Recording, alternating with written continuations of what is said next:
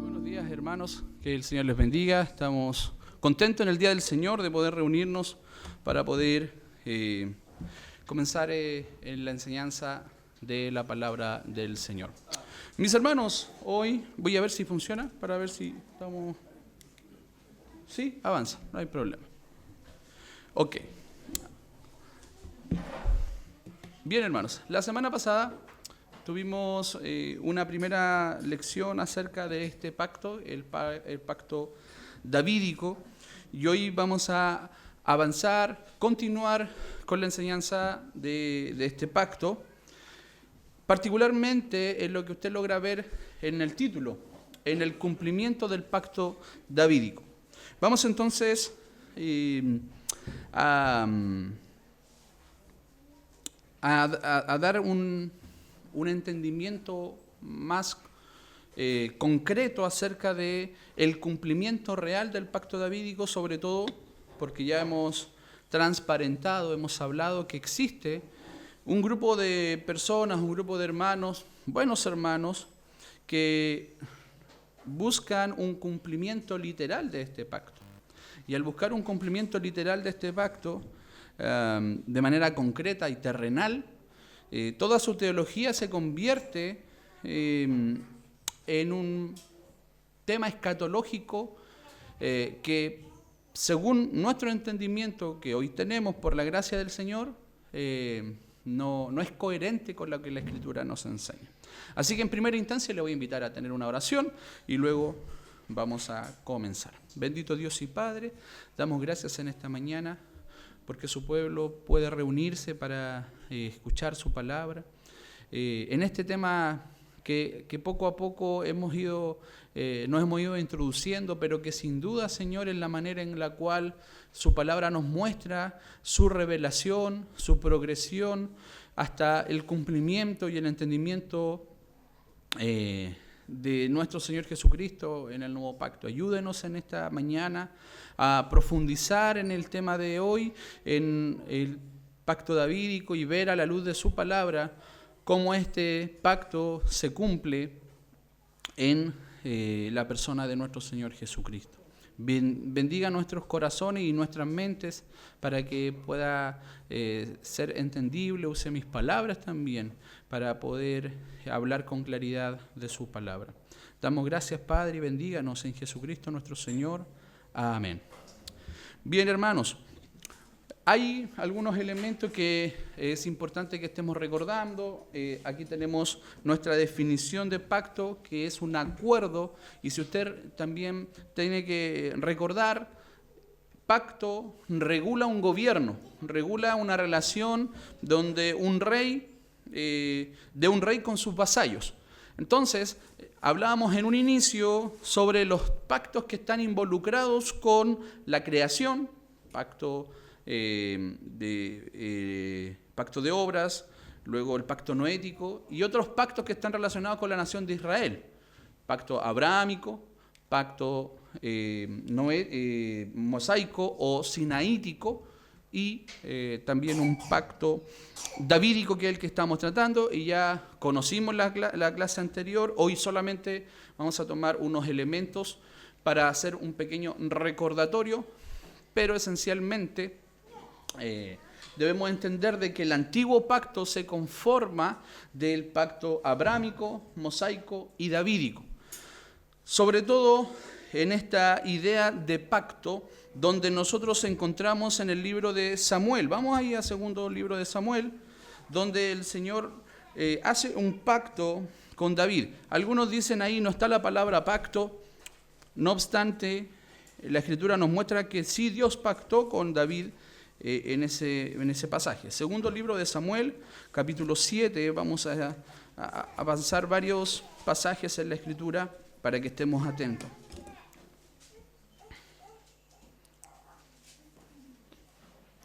Esto ya lo vimos en la clase anterior, solo lo voy a recordar. Veíamos entonces, Jehová hizo un pacto con David, segundo libro de Samuel, capítulo 7, versículo 12, y dice, Y cuando tus días sean cumplidos y duerman con tus padres, yo levantaré después de ti a uno de tu linaje, el cual procederá de tus entrañas, y afirmaré su reino. Aquí, importante, él edificará casa a mi nombre. Si pudiese subrayar ahí, por favor, sería muy bueno. Él edificará casa a mi nombre, y yo afirmaré, y aquí también puede ser, para siempre el trono de su reino. Otra frase que sería bueno destacar ahí, el trono de su reino. Yo le seré a él por padre, y él me será a mí hijo. Y si él hiciere mal, yo le castigaré con vara de hombres y con azotes de hijos de hombres. Pero mi misericordia no se apartará de él, como la aparté de Saúl, al cual quité de delante de ti. Y será afirmada tu casa y tu reino para siempre. Importante ahí, delante de tu rostro, y tu trono será estable eternamente. El pacto davídico, hermanos, es una promesa clave y que tiene su origen para nosotros orientarnos a lo que es el cumplimiento y instaurar el trono. Si nosotros hacemos una reflexión y conociendo un poco de la historia de la Escritura, el cumplimiento inmediato de esta profecía, de esta promesa, se cumple en Salomón, hijo de David, quien construye casa para Jehová. A David no se le permitió construir el templo, pero sí a su hijo, a Salomón. Pero nosotros sabemos que el camino de Salomón no fue un camino recto. De hecho, sabemos que el final de su tiempo, el final de sus días, Salomón se apartó de Jehová. Y como veíamos y explicaba nuestro pastor la semana pasada, consecuencia de eso, el reino se divide. Eso ocurre efectivamente porque la dinastía de Saúl reclama el trono. Y por otro lado, la casa de David debe permanecer. Y es así como se divide el reino. Porque efectivamente, algo que vamos hoy día a entender acerca de las condiciones del pacto, que hay dos elementos en el pacto de David. Uno es incondicional y el otro es condicional. Y aquí es donde necesitamos hacer el énfasis. Hay un aspecto incondicional y otro aspecto condicional. ¿Qué aspecto es incondicional en el pacto de David? ¿Qué aspecto es el que Dios cumplirá sí o sí? Tiene que ver con esto, con la promesa de un rey. La promesa de que un rey se levantará, y esa promesa que está declarada en el versículo 12 del pasaje que acabamos de leer: cuando tus días sean cumplidos y duerman tus padres, yo levantaré después de ti uno de tu linaje, el cual procederá de tus entrañas, y afirmaré su reino. Lo primero que vemos es que Dios promete a David que siempre va a haber un rey de su linaje. Y no solo que siempre va a haber, sino que habría uno de su linaje del cual se establecería un reino eterno. ¿Bien? Pero el aspecto condicional del pacto no tiene que ver con que si Dios coloca o no un rey de la línea de David o un heredero de la casa de David, sino que tiene que ver con las bendiciones terrenales vinculadas a uno de los descendientes de David. Por ejemplo, los reyes que hicieron lo malo delante de Dios recibieron como cabeza federal del pueblo, porque ellos son representantes de Dios, reciben el castigo. Y Dios prometió que si ellos se apartaban del Señor, y esa condicionalidad nosotros la vemos en el versículo 14. Yo le seré a él por padre, y él me será hijo, y si él hiciere mal, yo castigaré con vara de hombre y con azotes de hijo de hombres. Dios mantiene su promesa. Va a haber uno de su familia, va a haber uno de su casa. Pero lo que Dios condiciona es las bendiciones terrenales. ¿Me explico? ¿Sí? ¿Queda claro? Entonces el aspecto davídico tiene dos aspectos. Uno condicional, y ese es inamovible. uno de la casa de David reinará. ¿Cuál es el aspecto condicional? Que si estos de la casa de David gobernaban sin temor del Señor y desobedecían la ley, entonces ellos iban a ser castigados. Y como representantes del pueblo, lo que el rey hacía, el pueblo recibía, porque es cabeza federal. Entonces, notamos que esta condicionalidad de bendiciones terminaría en un exilio hacia Babilonia. Primero el reino del norte con los asirios, luego el reino del sur con Babilonia, 70 años en el exilio, y cuando regresan no hay rey. Ya no hay más rey. Y es por eso que los profetas van a ir revelando poco a poco cómo llegaría el rey. Así que eso ya viene en las clases siguientes. Atentos con esas clases. Lo importante es llegar a el entendimiento de este pacto y su cumplimiento. Siguiendo con las condiciones, entonces, la obediencia sería la causa de una bendición temporal. Pero la promesa del rey es incondicional. Dios prometió un rey y ese rey va a venir. El castigo entonces de los descendientes de David es una manera en la cual Dios disciplina a esta familia y al pueblo. Era una medida para restaurar y llevar al pueblo a la obediencia y a los reyes, por supuesto, pero no destruye la promesa que es irrevocable, un rey eterno. Entonces, vemos que a pesar de que hubieron reyes malos, Dios no incumple su promesa, no anula su promesa se cumple. Entonces ahora vamos a ver la promesa de las promesas del pacto. Y aquí vamos a profundizar en 3 aspectos importantes en lo cual se va a centrar nuestra clase el día de hoy.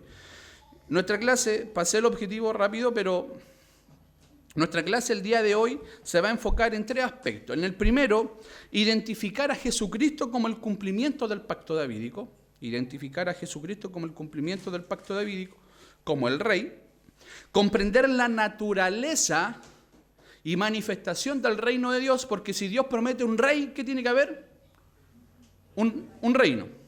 Entonces vamos a comprender la naturaleza del reino. ¿Es un reino físico? ¿Es un reino terrenal? Bueno, esa pregunta la vamos a responder al final. Reconocer, por otro lado, la transición del templo físico al templo espiritual de acuerdo a la revelación del nuevo pacto. ¿Ya? Entender la transición del templo físico al templo espiritual como entendimiento del nuevo pacto. Entonces vamos a ver la primera promesa. Primera promesa entonces, un rey eterno. Lo que yo estoy tratando de hacer a usted, que podamos ser capaces de comprender, es que el rey prometido a David en Samuel es un rey que va a ser eterno. La forma en que se describe es un rey eterno. Mire ahora lo que se dice del propio Señor Jesucristo en la Anunciación. Dice, este será grande y será llamado Hijo del Altísimo, y el Señor Dios le dará el trono de David, su padre, y reinará sobre la casa de Jacob para siempre, y su reino no tendrá fin. Cuando el ángel anuncia el nacimiento del Señor Jesucristo, está declarando el cumplimiento del pacto davídico de un rey eterno. No, hasta ahí, veamos por ejemplo, hasta el tiempo del nacimiento del Señor Jesucristo, no hay rey en Israel. Después del regreso, del retorno de Babilonia, no hay rey en Israel. Y eso porque era el castigo de Dios sobre la nación, sobre los reyes que desobedecieron, y las consecuencias las recibió el pueblo. Era la disciplina del Señor, y siempre, incluso en el retorno, aunque vivieron tiempos más de tranquilidad, por ejemplo con los medos, pero vamos a ver que luego viene el Imperio Romano y toma dominio del territorio y comienza, aún así, sobre la nación de Israel. Entonces, cuando el Señor anuncia el nacimiento de Cristo, vemos que el ángel le declara a María que el reino no tendría fin y que este era el Mesías. Y vemos a Lucas escribiendo una declaración importante, algo que no era sencillo, no era tan simple. Lo que Lucas está describiendo es que el reino, él sería el rey y este reino sería eterno. Hay un cumplimiento inmediato con Salomón, pero como ya decíamos, los días finales de Salomón, él se apartó y condujo a la nación, se condujo a sí mismo a pecar y condujo a la nación a una división. La promesa del reino entonces se alinea con las profecías mesiánicas. La promesa del segundo libro de Samuel se alinea con las promesas mesiánicas. Por ejemplo, Isaías capítulo 9, un pasaje que nosotros conocemos y citamos, por ejemplo, cuando recordamos la encarnación. Porque niño nos es nacido, hijo nos es dado, el principado sobre sus hombros. Y luego la parte del versículo 6, para confirmar y sostener con juicio y con justicia desde ahora y para siempre. Profecía mesiánica. Jeremías 23, 5 y 6. He aquí vienen días, dice Jehová, en que levantaré a un David un renuevo justo. La palabra renuevo es otro título para el Mesías, otro título para el Salvador. Y este renuevo reinará como rey, el cual será dichoso y hará justicia en la tierra. Entonces, lo que notamos es que solamente puede haber uno que cumple esta promesa, que sea de la línea de David, de la casa de David, y que cumpla este propósito, cumpla esta profecía.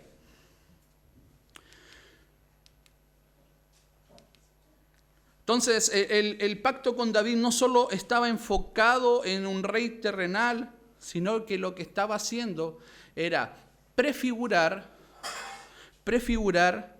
el reino eterno de Cristo, el Mesías prometido. Nosotros hemos llegado a algunas reflexiones y hemos dicho, por ejemplo, hermano, ahí hay alguien. Hemos dicho lo siguiente, estamos viendo el antiguo pacto como una sombra de lo que vendría, como una sombra del Señor Jesucristo, como una sombra de todo lo que es el nuevo pacto.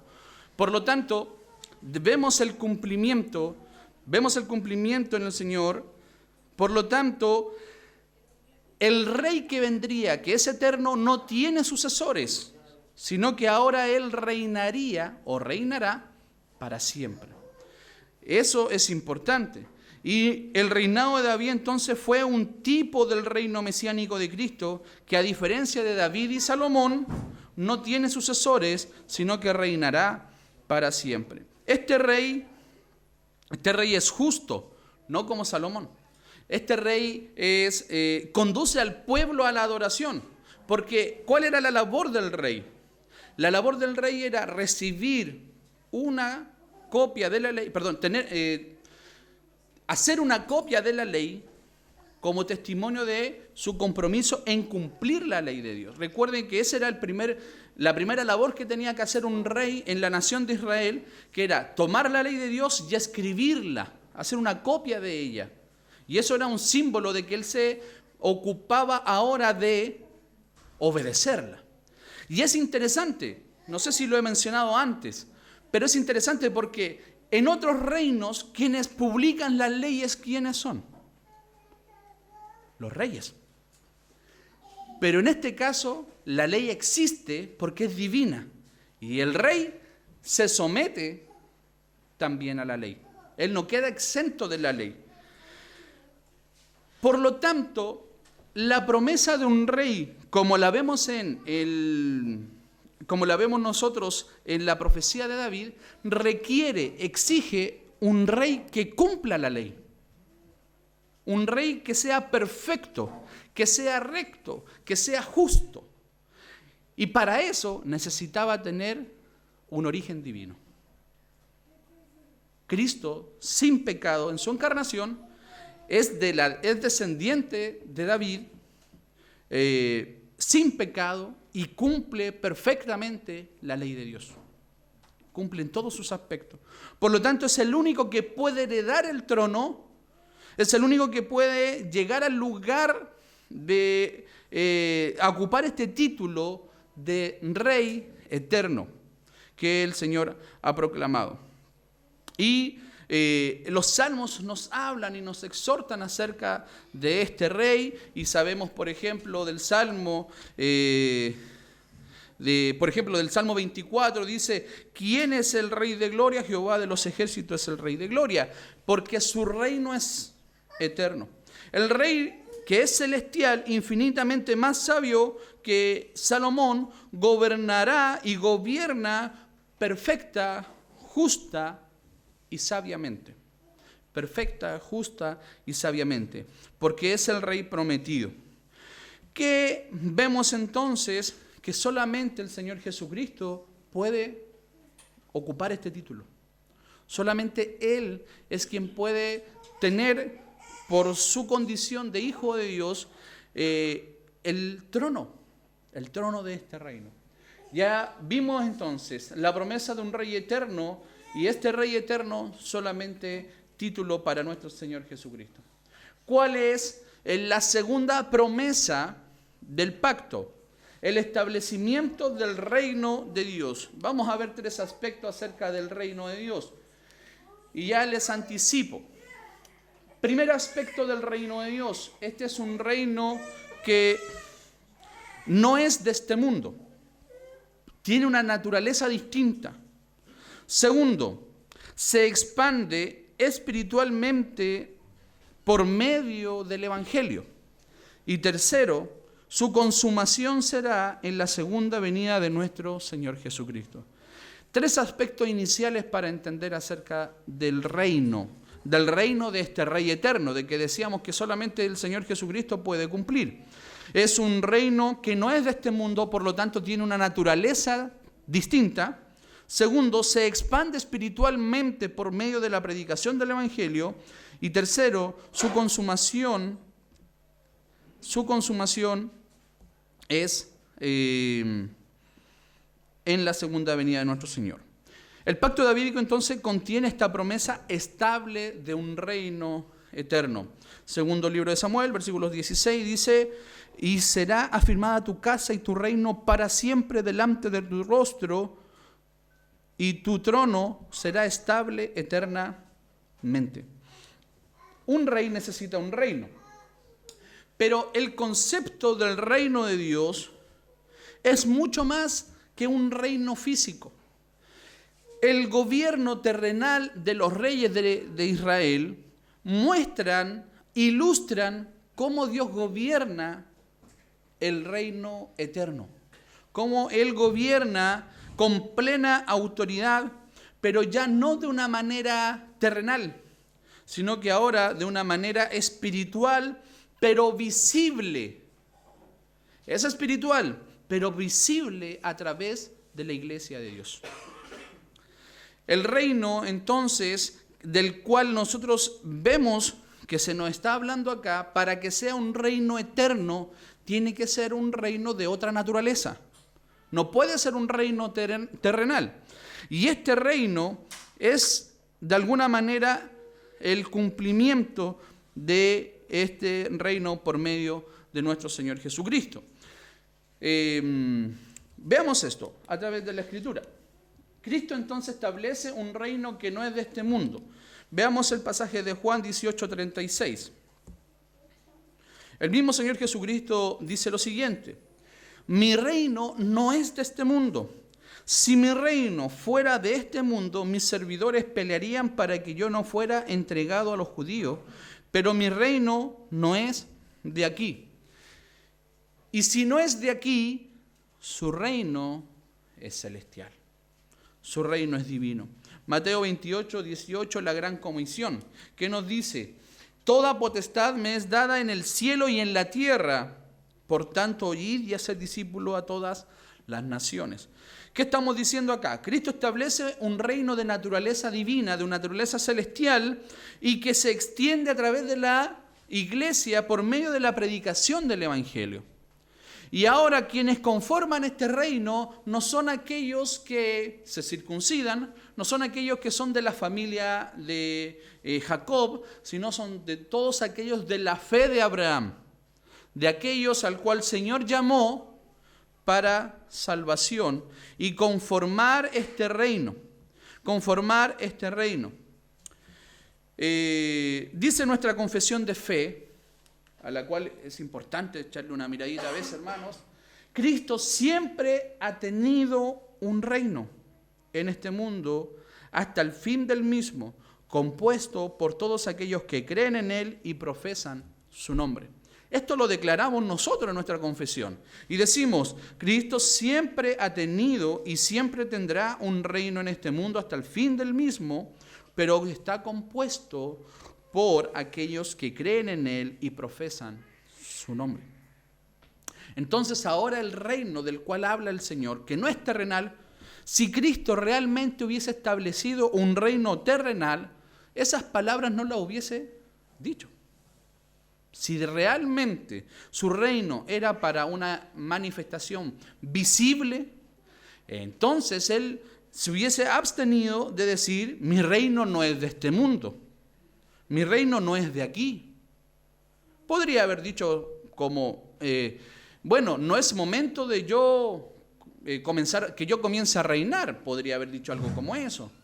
No es momento en el cual yo tenga que manifestarme, pero mi reino es de acá. Tengo que cumplir acá mi reino. No, no es así. El reino que el Señor está declarando es un reino eterno. Ahora, no significa que el reino esté ausente. Y vamos a considerar que el reino de Dios se ha inaugurado en la primera venida de nuestro Señor Jesucristo. ¿Qué nos dice, por ejemplo, la Escritura acerca del reino? Que el reino ha sido inaugurado en la primera venida del reino. Dice el mensaje de Juan el Bautista. Arrepentidos y convertidos, porque el reino de Dios se ha acercado, ha llegado a vosotros. ¿Por medio de quién? De su rey. El reino de Dios se ha acercado, ha llegado, y ahora este pueblo, la gente, lo que necesita es arrepentirse para ser parte, arrepentirse y creer para ser parte de este rey. El tiempo se ha cumplido, el reino de Dios se ha acercado. Y eso muestra la realidad del reino. Y luego el Señor habla sobre parábolas del reino. Y el reino de los cielos es semejante a, ¿sí o no? Y Él comienza a hablar en parábolas, porque hay una realidad del reino de Dios y que esa realidad no es física, sino es eterna. Y Él gobierna, y gobierna hasta colocar a todos sus enemigos bajo sus pies. Primera a los Corintios nos dice lo siguiente. Primera a los Corintios 15, versículo 25, dije, porque es preciso que Él reine hasta que haya puesto a todos sus enemigos bajo sus pies. Entonces lo que nos dice Pablo en Corintios es que el reino seguirá extendiéndose hasta que todos vengan a conformar este reino, los que han sido elegidos para este reino, y además coloque a sus enemigos debajo de sus pies. Entonces, la forma en la cual la gente es alcanzada y la gente se hace miembro del reino de Dios es mediante la predicación del Evangelio. Y Él nos manda a ser discípulos. Toda autoridad me es dada en el cielo y en la tierra, y la expansión se lleva entonces a cabo a través de la proclamación del Evangelio del reino. Lo hizo Juan el Bautista, lo hizo el Señor Jesucristo, lo hicieron los apóstoles. En Hechos capítulo 28, versículo 30-31, Pablo está encarcelado. pero dice que el estar encarcelado no fue un impedimento para predicar el evangelio del reino. O sea, ya los apóstoles tenían un entendimiento del reino, pero que el reino ya no era algo físico, no era algo de genealogía, sino que ahora este reino lo componen judíos y gentiles. No pertenece a un solo, no pertenece a una sola identidad física. Mire lo que dice Pablo en Efesios. Efesios capítulo 1, versículo 29 al 23, yo solo traigo un extracto. Dice, su cuerpo, la plenitud de todo aquel que lo llena todo. Vamos a Efesios 1 para que podamos leerlo todo el pasaje completo, esos versículos. Efesios capítulo 1, versículo 19 al 23, dice, y el cual la supereminente grandeza de su poder para con nosotros, los que creemos, según la operación de su fuerza, la cual operó en Cristo, resucitándole de entre los muertos y sentándose a la diestra de Dios en lugares celestiales, reinando en el cielo, sobre todo principado y autoridad y poder y señorío y sobre todo nombre que se nombre, no sea en este siglo, sino también en el venidero. Y sometió todas las cosas bajo sus pies. Y aquí habla de algo que ya ocurrió, no algo que ocurrirá, algo que ya ocurrió. Y sometió todas las cosas bajo sus pies y lo dio por cabeza sobre todas las cosas a la iglesia, la cual es su cuerpo, la plenitud de todo aquel que lo llena todo. Tenemos un rey que está sentado a la diestra de Dios y gobierna y ha colocado a sus enemigos debajo de sus pies, pero ha colocado a su iglesia como y ha colocado a su iglesia como su reino, la cual es su cuerpo, la plenitud de aquel que lo llena todo. Entonces, la manifestación visible del reino, hermanos, es la iglesia, la expresión terrenal del reino de Dios. No hay necesidad, aquí el Señor no nos está hablando de un reino físico. Ese reino físico era sombra del reino espiritual que ha de venir. La iglesia es sombra, Israel es sombra de lo que era la iglesia. Y que hoy la iglesia es la expresión terrenal del gobierno de Cristo. Es la embajada de Dios en este mundo. Por eso los apóstoles nos hablan y nos dicen, nuestra ciudadanía está en los cielos. Porque de allá somos. Porque la naturaleza del reino no es terrenal. La naturaleza del reino es celestial. Los creyentes ya no son gobernados entonces por los príncipes de este mundo, sino que estamos bajo la soberanía de Dios. Yo quiero hacerme una pregunta en esta mañana. ¿Estoy viviendo como un miembro del reino de Dios? Cuando me involucro en las cosas de este mundo, ¿estoy pensando en mi herencia terrenal? ¿Como un extranjero, como un peregrino, como dice Pedro? ¿O estoy viviendo como si fuera de este mundo?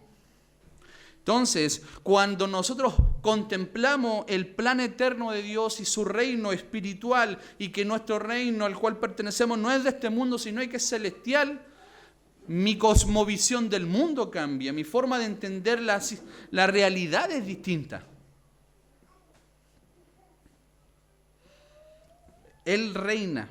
El dominio de este rey no es meramente terrenal, aunque cuando reinó David, cuando reinó Salomón y cuando reinó toda su descendencia hasta la caída en Babilonia, fue una expresión del reino eterno de Dios, una sombra del reino eterno de Dios. No obstante, la consumación de este reino el reino fue inaugurado en el ministerio del Señor Jesucristo, y su consumación, su completa expresión se llevará a cabo en la segunda venida del Señor Jesucristo. Dice Apocalipsis capítulo 11, versículo 15, los reinos del mundo han venido a ser de nuestro Señor y de su Cristo, y Él reinará por los siglos de los siglos. alcanzará una plenitud. El reino de Dios alcanzará una plenitud. Cuando la creación sea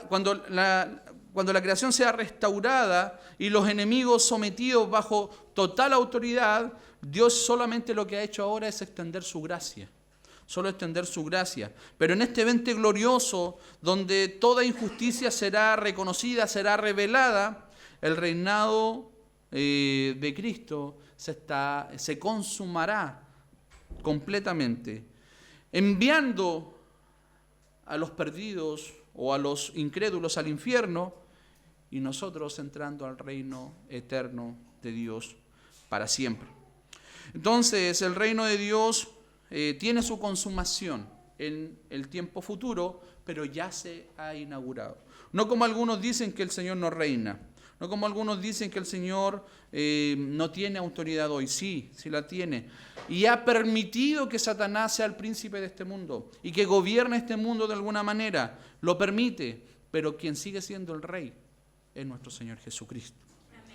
El reino de Dios es la esfera entonces en la que Cristo reina con autoridad soberana. Es un reino espiritual y universal, inaugurado en el ministerio del Señor Jesucristo, pero consumado en su segunda venida. Y se expande mediante la predicación del Evangelio. Y vemos entonces que el reino es eterno, espiritual, no humano. Y vamos a la tercera, ya lo vimos, la tercera promesa del pacto davídico. Si vamos nuevamente ahí al segundo libro de Samuel, en el versículo, pero lo tengo ahí adelante, perdón. Segundo libro de Samuel, capítulo 7, versículo 13, la tercera promesa del pacto davídico es la edificación de un templo. Dice, Él edificará casa a mi nombre y yo afirmaré para siempre el trono de su reino. Sabemos que Salomón entonces es quien cumple inmediatamente este rol. Él cumple esta promesa. Vamos al segundo libro de Reyes. Capítulo 6, vamos a ver la dedicación o el momento en el cual Salomón comienza la construcción del templo. Primer libro de los Reyes, capítulo 6, versículos 12 al 13.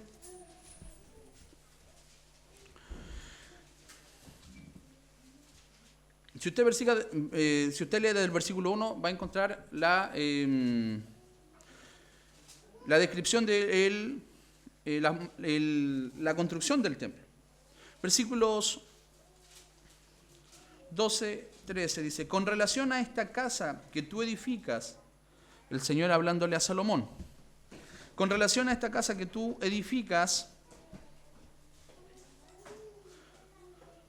si anduvieres en mis estatutos e hicieres mis decretos y guardares todos mis mandamientos andando en ellos, yo cumpliré contigo mi palabra que hablé con David tu padre, y habitaré en ella en medio de los hijos de Israel, y no dejaré a mi pueblo Israel.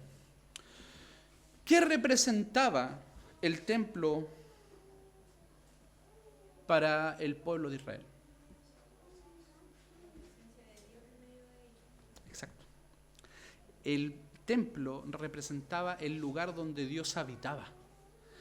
Y el Señor habla con Salomón y le dice, si tú obedeces, yo habitaré en ese lugar. En ese lugar. Y el templo de Salomón tiene una majestuosidad impresionante. La casa del Señor, del templo construido, era una maravilla respecto a todos los pueblos alrededores. El tema fue, hermanos, que ese templo fue destruido. Y la gloria del reino, que era el templo donde Dios habitaba, fue destruido. Luego fue restaurado con Zorobabel en el retorno, después en el periodo de los medos persas. Pero la gloria del templo de Salomón nunca más se pudo recuperar. Luego, en tiempos del Señor Jesucristo, años antes, lo había restaurado y modificado Herodes. Pero ese templo hoy día está totalmente destruido, del cual se conserva un pequeño muro que se dice que es parte del templo original. Entonces el templo viene a ser el lugar donde el pueblo venía a adorar a Dios, donde el pueblo venía y se reunía. ¿Por qué ahí? Porque Dios había prometido que ahí habitaría Él con su pueblo. Yo habitaré, dice el Señor, versículo 12, versículo 13, y habitaré en ella en medio de los hijos y no dejaré a mi pueblo. O sea, hay una promesa que el Señor va a cumplir, que Él va a estar con su pueblo. El punto es que cuando no hubo pueblo, entonces no había presencia de Dios. Ahí es una pregunta permitida en esta idea. El punto, hermanos, es el siguiente, que el templo no era un edificio físico, sino que es la manifestación de la presencia de Dios entre su pueblo. Y ahora voy a agregar otro conector, en su pueblo. Es distinto. Entre su pueblo, en su pueblo. Cuando el Señor habla del templo, nos está ilustrando algo, nos está mostrando algo, hermanos. ¿Qué nos está mostrando? Y dice la profecía que el rey que vendría de la casa de David, ¿qué es lo que haría? El Señor dice, me edificará casa. Entonces, el rey, que ya hemos dicho que es Cristo, que tiene su reino, que es la iglesia, necesita un templo. ¿Sí o no? Porque son las 3 promesas del pacto. El punto es que el templo no es físico. Si el rey es espiritual, si el rey es divino, tiene una naturaleza distinta, su reino es espiritual, conformado por la iglesia. Pregunto entonces, ¿de qué naturaleza es el templo también? Espiritual también. Vamos a ver, y les voy a pedir que por favor me ayuden con las citas. Van a aparecer 4 aspectos acerca del templo y nos va a dar luz. ¿Cuál es ese templo que el rey Cristo construye para Dios y donde habita la presencia de Dios? El renuevo construirá un templo. Zacarías capítulo 6, versículo 12. Cualquiera de ustedes, hermanos, me ayudan, lo puede leer fuerte y claro, pero vamos todo a ese pasaje. Zacarías capítulo 6, versículo 12.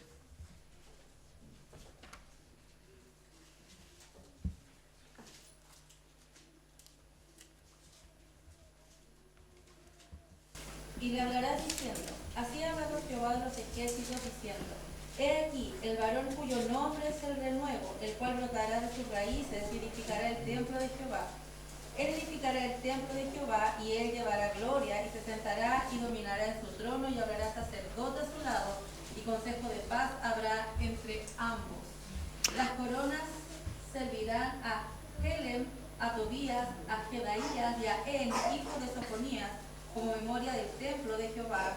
Y los que están lejos vendrán y ayudarán a edificar el templo de Jehová, y conoceréis de Jehová de los ejércitos, me ha enviado a vosotros. Y esto sucederá si oyereis obedientes la voz de Jehová vuestro Dios. Muchas gracias, mi hermana. Mire qué interesante la manera en cómo el profeta habla acerca del rey. El rey que vendrá, el rey que restaurará la casa de David, que después lo vamos a ver ahí en Hechos, dice que él edificará un templo para él y él llevará gloria y se sentará y dominará su trono y habrá sacerdote y un consejo de paz entre ambos. Hermanos, el templo que Cristo construye es su iglesia. Es su iglesia. Mire, dice que Él construirá un templo y traerá sacerdotes. Pedro habla de nosotros como sacerdotes. ¿Bien? Lo vamos a tocar en un momento. Y versículo 15 de Zacarías que leíamos. Destaque esto. Y los que están lejos vendrán y ayudarán a edificar el pueblo y conocerán que Jehová de los ejércitos me ha enviado a vosotros, y esto sucederá si oyereis obediente la voz de Dios. Esos que vienen lejos es el pueblo gentil, nosotros, que vienen ahora a conformar parte del reino de Dios, pero no solamente el parte del reino, sino que también el templo donde Dios habita. ¿Qué dice 1 Corintios capítulo 3, versículo 16? Lo conoce, yo sé que lo sabe, me lo voy a saltar ahí. Porque vosotros sois templo, vamos ahí, 1 Corintios 3, 16.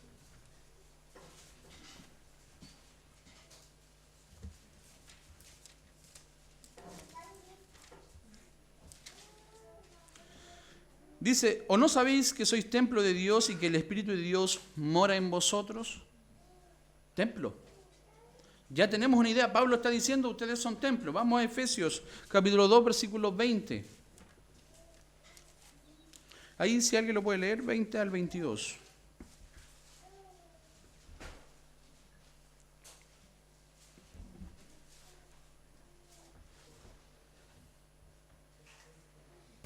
Están edificados sobre el fundamento de los apóstoles y profetas, siendo Cristo Jesús mismo la piedra angular, en quien todo el edificio, bien ajustado, va creciendo para ser un templo santo en el Señor. En Cristo también ustedes son juntamente edificados para morada de Dios en el Espíritu. Ok, mire, no solamente que construimos una iglesia, un grupo de personas, dice que ahora nosotros somos cada uno miembro de esta casa y juntos edificamos, ¿qué cosa? El lugar donde Dios habita.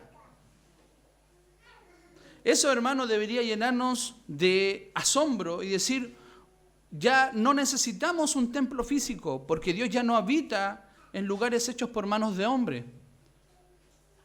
Recuerde, por ejemplo, la situación del Señor Jesucristo con la mujer samaritana. ¿Cuál era el entendimiento de la mujer samaritana respecto a la adoración? Ella le dice, a ver, para desviar un poco la conversación, ustedes adoran aquí en el monte donde está el templo, pero nosotros adoramos en Gerizim. Ese era un monte en el cual los reyes del norte levantaron para que el pueblo adorara a Dios en ese lugar. Porque el templo, ¿dónde quedó? En el otro reino, en el reino del sur. Entonces, el Señor dice algo interesante y una verdad que nos debe causar conmoción. La hora viene en que ya no adoraréis ni en este templo ni en el otro, sino que lo que el Señor busca son adoradores que le adoren en espíritu y en verdad. Porque Dios ya no va a habitar en lugar hecho por mano de hombre, sino que habitará en un cuerpo que es edificio con el cual se construye mediante la doctrina de los apóstoles, y que cada uno de ellos cumple un rol en este templo santo del Señor, y sois vosotros, o sea, somos nosotros, dice Pablo, para morada de Dios en el Espíritu. Vamos a Pedro. Primera de Pedro, capítulo 2, versículo 5. También, si puede leerlo, hermano.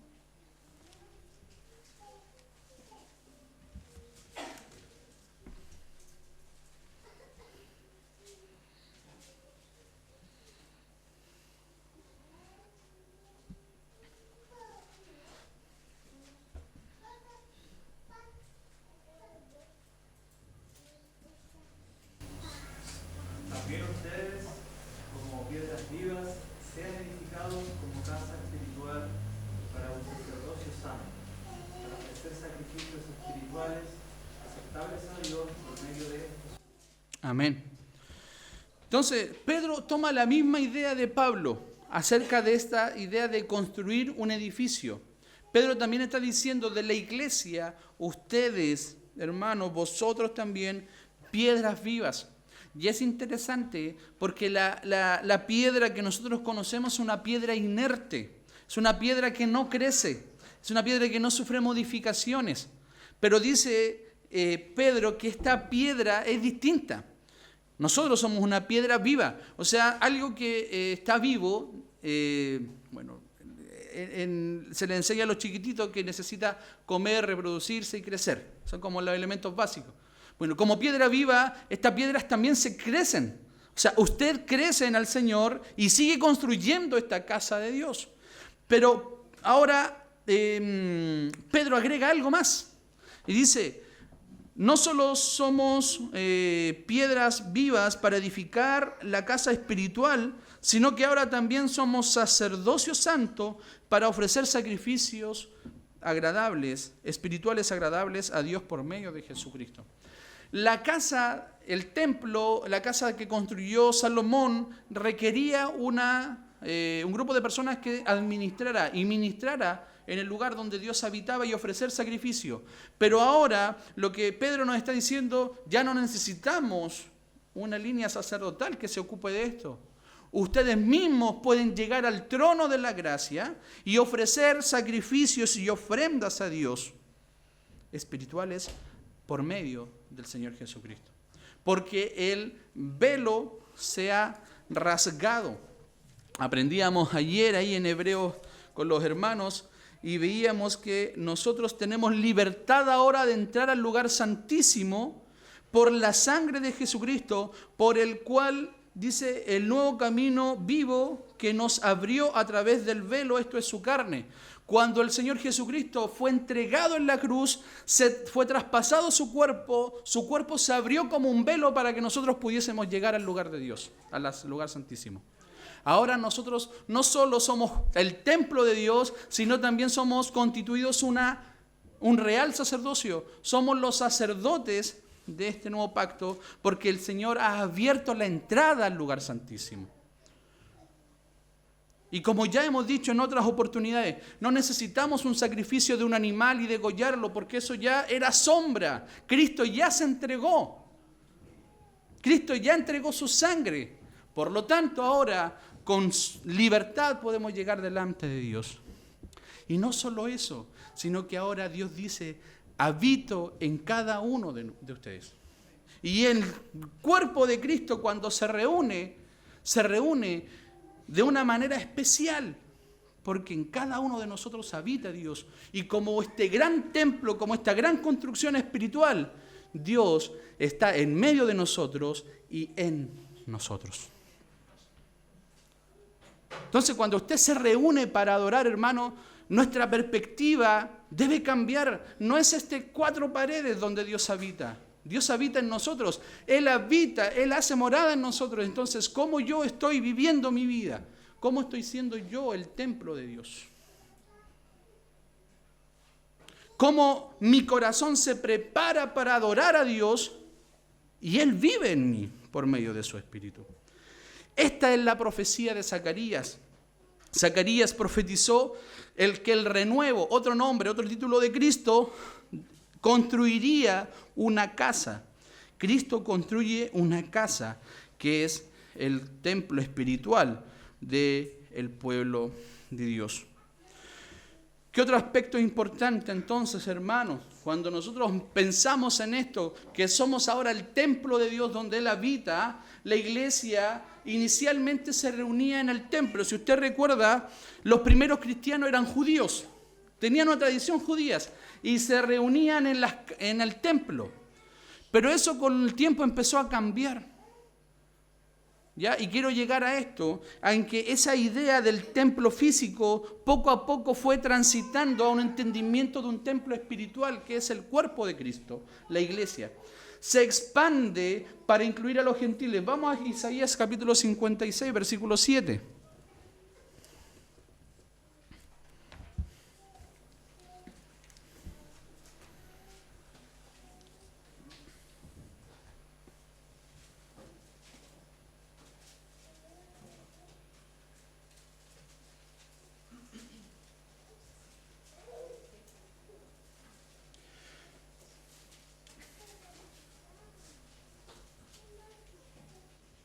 Bien, el capítulo 56 nos habla acerca de un llamado de Dios a aquellos que no son de la nación de Israel y que van ahora a tener la manera de llegar al reino de Dios. Mire, si vamos a leer un poquito más arriba, versículo 2 dice: bienaventurado el hombre que hace esto, y el rey hijo del hombre lo abraza, que guarda el día de reposo para no profanarlo y que guarda su mano de hacer todo mal. Hablando acerca de guardar el día de reposo y no trabajarlo como el entendimiento judío. Dice versículo 3: y el extranjero que siga a Jehová no hable diciendo: me apartará totalmente Jehová de su pueblo, ni diga el eunuco: he aquí yo soy árbol seco. Así miraba el israelita al extranjero, al gentil.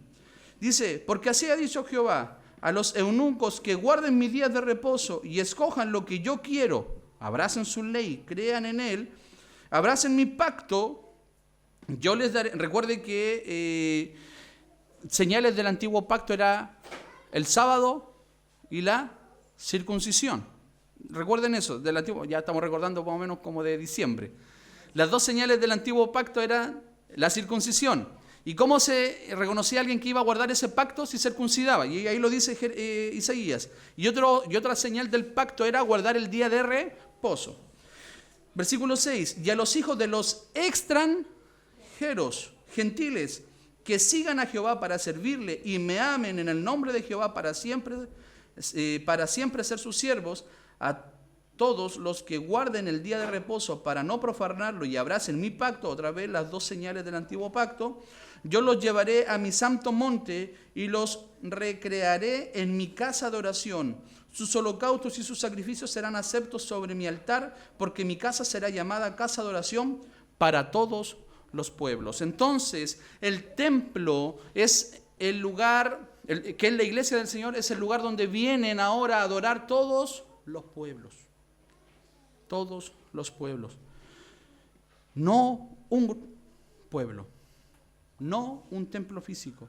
Hay un llamado del Señor que reúne a todos los verdaderos israelitas de la fe de Abraham para formar el cuerpo de Dios y hoy día ser el lugar, el pueblo, el reino de Dios visible. Entonces, ya hemos visto que la idea de incluir a los gentiles en este reino y venir al templo era algo ya profetizado, no era algo extraño, sino que los judíos lo olvidaban. Pero la nueva comunidad de creyentes está unido a Cristo y son el templo del Señor. Vamos a Hechos capítulo 15, un pasaje que ya hemos estudiado, pero no hacemos mal en llegar ahí nuevamente. Hechos capítulo 15.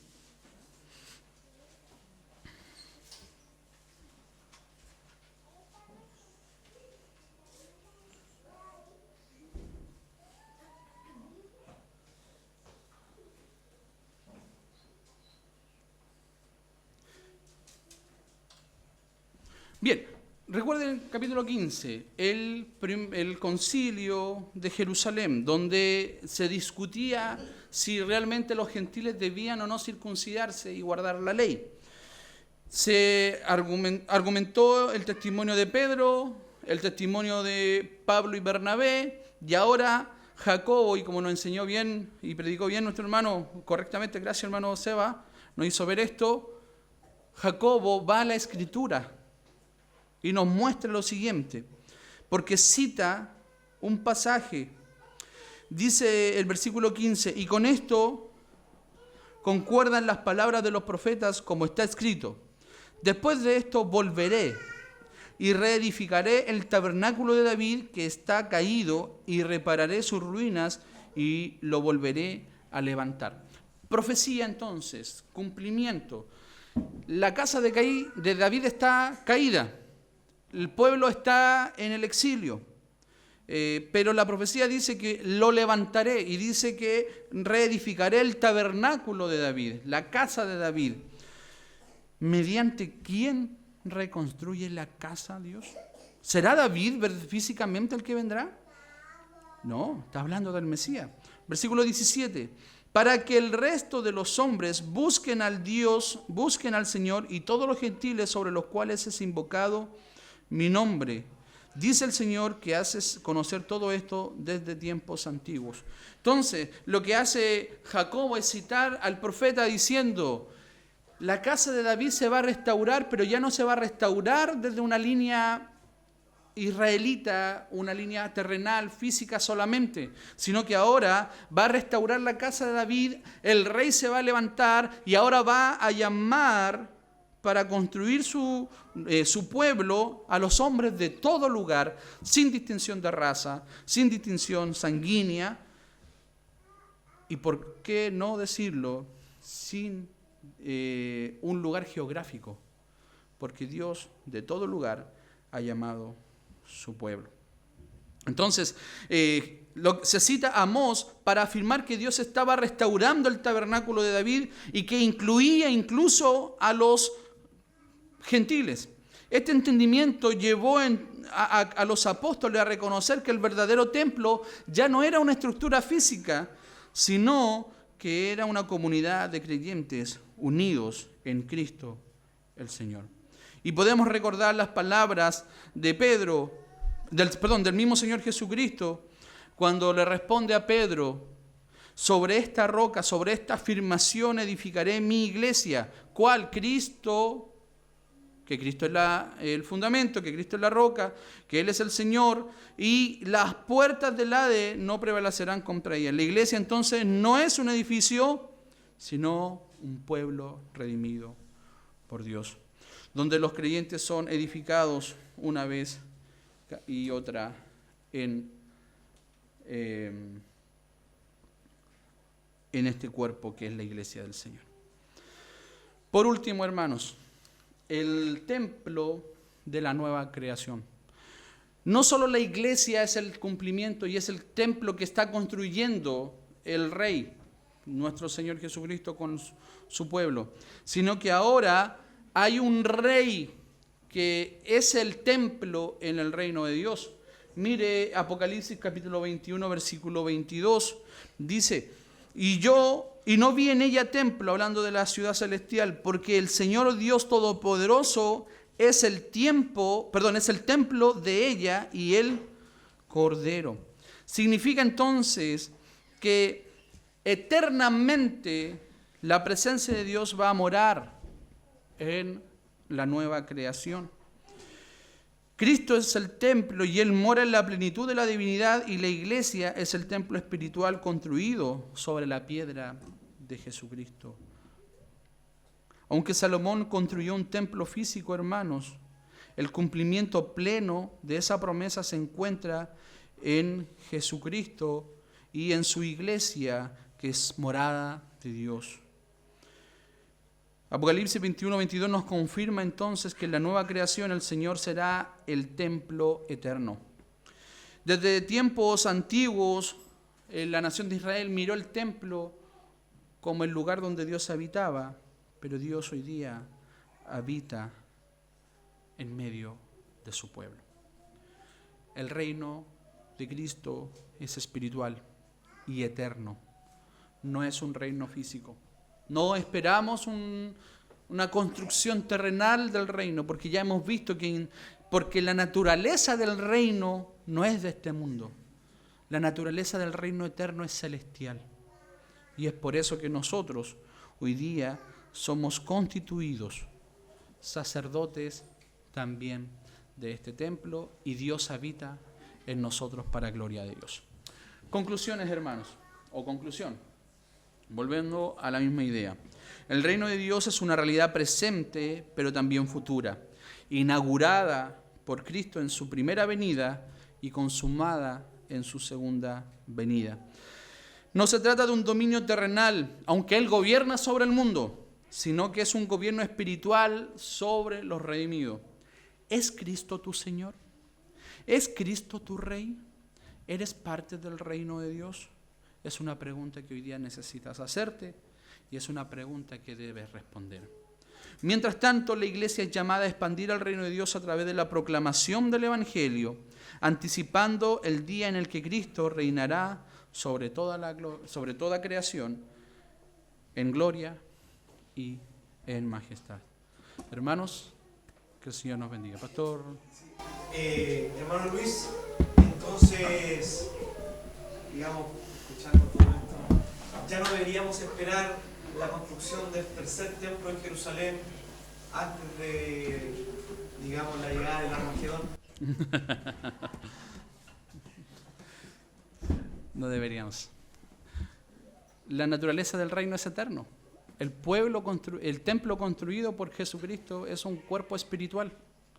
No hay necesidad, porque lo que nuestros hermanos dispensacionalistas consideran es un entendimiento literalista de esto, y necesitan que haya un templo, como si Cristo no reinara en el pueblo de Dios.